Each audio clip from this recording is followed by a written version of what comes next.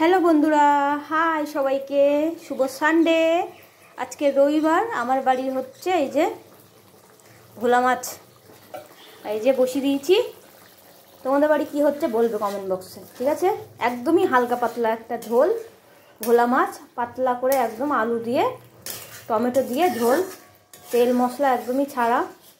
আমার সমস্ত কষানো কমপ্লিট হয়ে গেছে, জল দিয়ে দেবো।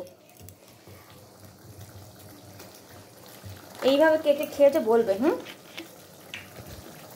দেখো, জাস্ট টমেটো দিয়েছি আর একটু এই জিরে ধনে লঙ্কা গুঁড়ো হলুদ গুঁড়ো দিয়েছি, দিয়ে সমস্ত মশলা দিয়ে কষানো চলছে। আমার আলু কষিয়ে দিয়েছি, হয়ে গেছে। এবার জল দিয়ে দেবো। তাই দেখো কালার এসছে কত সুন্দর। মনে করবে যে অনেক কিছু মশলা দেওয়া, কিন্তু একদমই না, একদমই হালকা একটা। দেখছো? চলো, এটা আমার হয়ে গেছে কষানো। এবার দিয়ে দেবো জল।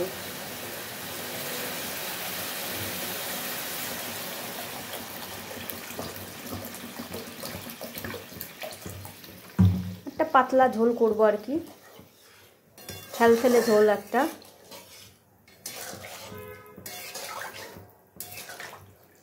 ঠিক আছে, কোনো মশলাই নেই এখন, কিন্তু দেখা যাচ্ছে ঝোলে।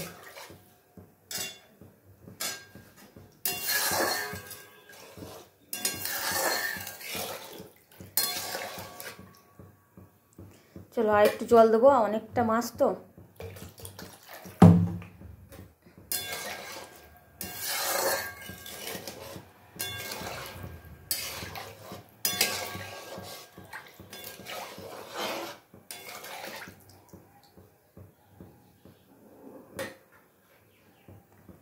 আজকের কোনো ভিডিও এডিট করব না, র ছাড়বো আমি।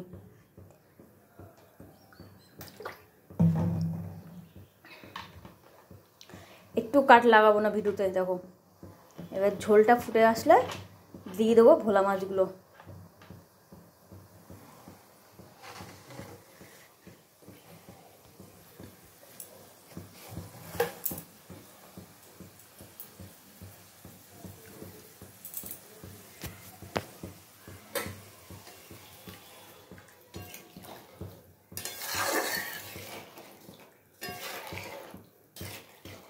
আমি আলুটা আর ঝোলটা একটু ভালো করে ফুটিয়ে নিই, তারপরে আসছি। চলো চলো, আমার তরকারি ঝোল ফুটে গেছে, আলুও সিদ্ধ হয়ে গেছে। হ্যাঁ, একটু নাড়িয়ে দেবো।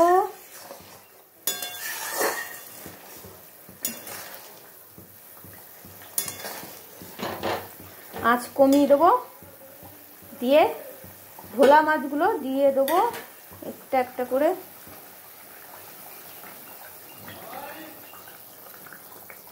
আগে কি দেবো? লেজা, লেজা, তারপরে মাথা,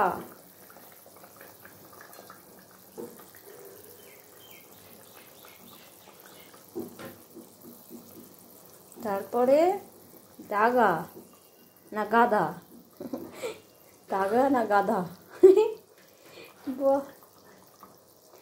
তারপর দিয়ে দেবো এই যে মাছের তেল আর ডিম। দাগা না গাধা, আর একটা দিয়ে দেবো।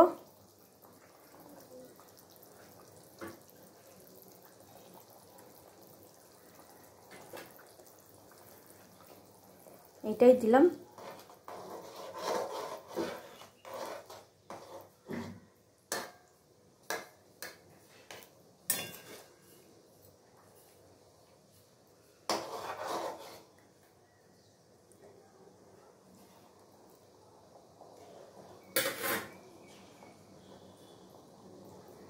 চলো আর একটা মাথা দিয়ে দিই, এই যে মাথা।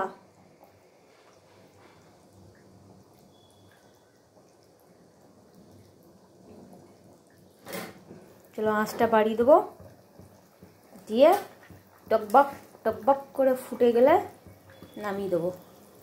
ধনেপাতা নেই আমার কাছে।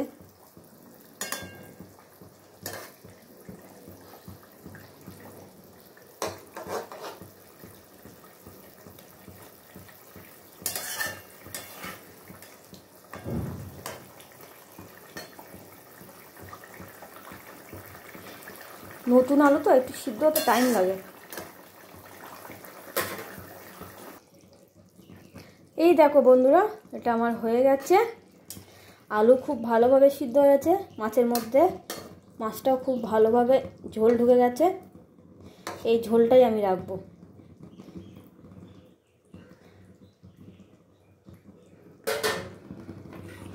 একদমই দেখে বুঝতে পারছো এটা পাতলা ঝোল একদম ভোলা মাছের। এই ঝোলটা খেতে জাস্ট গরম ভাতের সাথে দারুণ লাগে, দারুণ, কোনো কথা হবে না। তাহলে ঝটপট বাড়িতে বানিয়ে ফেলো আর খেয়ে ফেলো, খেয়ে আর আমাকে কমেন্ট করে বলবে।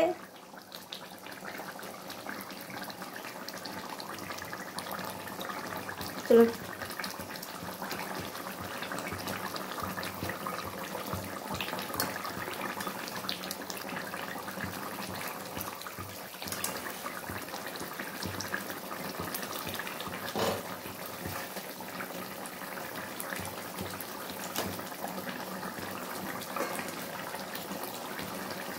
চলো, এটা আমার হয়ে গেছে। Tata tata.